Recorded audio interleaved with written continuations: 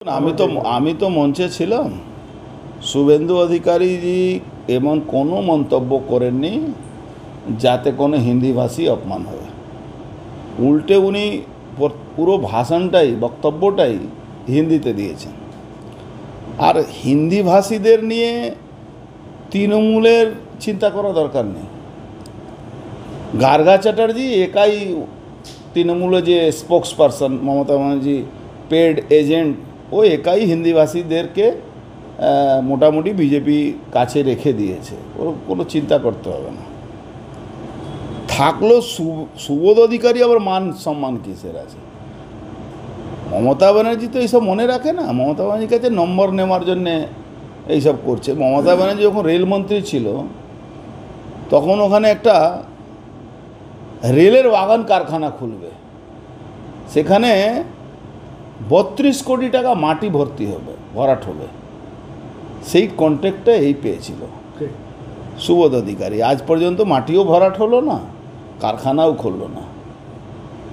তখন মমতা ব্যানার্জি এই কন্ট্রাক্টটা ওকেই দিয়েছিল। সুবোধ অধিকারী আবার মান সম্মান আছে নাকি? রেলের সমস্ত বাড়ির মধ্যে পয়সা নিয়ে রেলের জমি বিক্রি করে দিচ্ছে, রেলের পুকুর বিক্রি করে দিচ্ছে।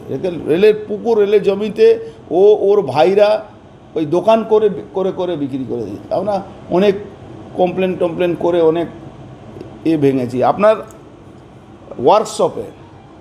ওয়ার্কশপে স্ক্র্যাপের টেন্ডারে 10 টাকায় স্ক্র্যাপ টেন্ডার নিচ্ছে, 10,000 টাকা মাল চুরি করে নিয়ে যাচ্ছে।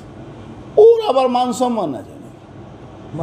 আমি তো বলছি ওকে, যে সনমার্গ চিটফান্ডের কেসে রাজু সাহানি অ্যারেস্ট হয়েছিল, সেই কেসে আসামিও আছে। ওর নামে চার্জশিট আছে সুবোধ অধিকারী নামে। ওর আবার মান সম্মান আছে নাকি? ও তো যে কোনো সময় ওর সিবিআই ওর এগেনস্টে অর্ডার ক্যান্সেল করাবে, ওর প্রোটেকশনটা। ও কোথায় আছে? ওর আবার মান সম্মান আছে নাকি? রেলে পুকুর বিক্রি করছে, রেলে মাছ চুরি করে, পুকুরের মাছ চুরি করে বিক্রি করায়। বলছে আমার মা হিন্দিভাষী, তাই আমার মাকে অপমান করে। তোর মাকে হিন্দিভাষী হলে অপমান করলো কোথা থেকে? কবে? হিন্দিভাষীকেই অপমান করলো, ওর মা ছেড়ে দিন, হিন্দিভাষীকেই কবে অপমান করলো? কোনো একটা আপনি ক্লিপিং দেখান যেখানে হিন্দিভাষীকে অপমান। শুভেন্দু অধিকারী বলছে শুভেন্দু অধিকারীকে 7 দিনের মধ্যে ক্ষমা চাইতে হবে, না হলে পুলিশের কাছে যাবে।